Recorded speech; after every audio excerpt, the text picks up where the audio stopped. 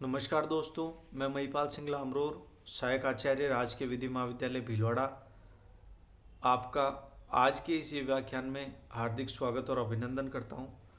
विद्यार्थियों, आज हम जिस विषय के बारे में चर्चा करेंगे वह है संपत्ति अंतरण अधिनियम 1882 या ट्रांसफ़र ऑफ प्रॉपर्टी एक्ट 1882। और हमने हमारे विगत व्याख्यान में धारा 43 या सेक्शन 43 रूल ऑफ स्टॉपल या विबंध के सिद्धांत के बारे में चर्चा की थी और उसके बारे में जाना था कि धारा 43 मुख्यतः किस संदर्भ में है और ये किस प्रकार अपना कार्य करती है। अब हम हमारी इस चर्चा को आगे बढ़ाएंगे और धारा 43 के आवश्यक तत्वों के बारे में चर्चा करेंगे। तो धारा 43 का आवश्यक तत्व पहला जो है वो है अंतरणकर्ता द्वारा कपटपूर्ण या त्रुटिपूर्ण व्यपदेशन या फ्रॉडुलेंट और एरोनमस रिप्रेजेंटेशन बाय ट्रांसफरर। अर्थात जो अंतरण करता है वो अंतरण करने में अधिकार के संबंध में मिथ्यापूर्ण या कपटपूर्वक व्यपदेशन करता है। यानी ऐसा व्यक्ति जो संपत्ति का वास्तविक स्वामी नहीं है लेकिन कपटपूर्वक ये कहता है और ऐसा प्रतीत करवाता है कि वह ही उस संपत्ति का वास्तविक स्वामी है। केस इसमें आता है मुस्मात उमातुल वर्सेस मंगल सिंह लखबीर सिंह। तो यहाँ जो अंतरण करता है वो कपटपूर्ण कृत्य करता है जिससे अंतरिति उस संपत्ति को क्रय करने में इच्छुक हो जाता है। अगला बिंदु है प्रतिफल सहित अंतरण। ऐसा अंतरण प्रतिफल सहित होना चाहिए, ट्रांसफर विद कंसिडरेशन होना चाहिए, तभी धारा 43 लागू होगी, अन्यथा नहीं होगी। अगला बिंदु है अंतरिति का अंतरक को मिथ्या व्यपदेशन पर आचरण करना। यानी जो अंतरण करता मिथ्या व्यपदेशन करता है उससे प्रेरित होकर अंतरिति उस पर कोई कार्य करता है या भरोसा करके कोई काम करने पर संरक्षण धारा 43 अंतरिति को प्रदान करती है। अगला बिंदु है अंतरिति का विकल्प, ऑप्शन ऑफ ट्रांसफरिंग।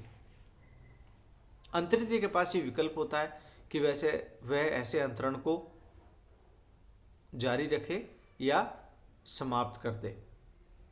और अगला बिंदु है अंतरक द्वारा अंतरण के उपरांत हित की प्राप्ति। इस धारा की सबसे खास बात यह है कि अंतरक अंतरण के समय उस संपत्ति पर वास्तविक स्वामी का अधिकार नहीं रखता था, लेकिन अंतरण के उपरांत उसने स्वामित्व को अर्जित कर लिया। और अगला बिंदु आता है सद्भाव पूर्वक सद्भाव युक्त द्वितीय अंतरिति के अधिकार। इसमें अंतरणकर्ता दो व्यक्तियों को संपत्ति अंतरित करता है, एक ही संपत्ति को। पहली संपत्ति बी को अंतरित करता है और वो प्रथम अंतरिति कहलाता है, और ये तब करता है जब वो संपत्ति का स्वामी नहीं है।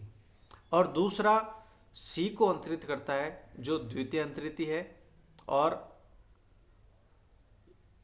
ऐसा अंतरण स्वामित्व को अर्जित करने के बाद ए करता है। तो यहाँ प्रश्न आएगा कि संपत्ति पर अधिकार बी का अधिक है या सी का अधिक है। तो यहाँ सी को प्राथमिकता दी गई है या द्वितीय अंतरिति को प्राथमिकता दी गई है। क्यों?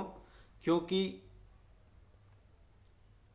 सी जो है वो सद्भाविक अंतरिति है, और दूसरा सी ने संपत्ति को उसके मूल स्वामी से ही खरीदी है, न कि किसी अन्य व्यक्ति से।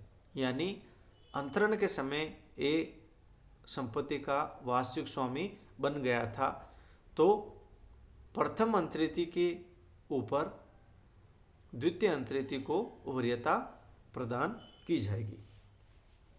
अब धारा 43 के कुछ अपवाद हैं, यानी इन स्थितियों में धारा 43 लागू नहीं होगी। पहला बिंदु, यदि अंतरण शून्य और अवैध हो, यानी किसी भी प्रकार के शून्य और अवैध अंतरण पर धारा 43 लागू नहीं होगी।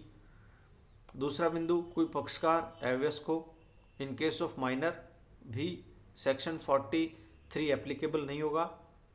अंतरित संपत्ति अचल संपत्ति हो, यानी मूवेबल प्रॉपर्टी पर भी सेक्शन 43 एप्लीकेबल नहीं है।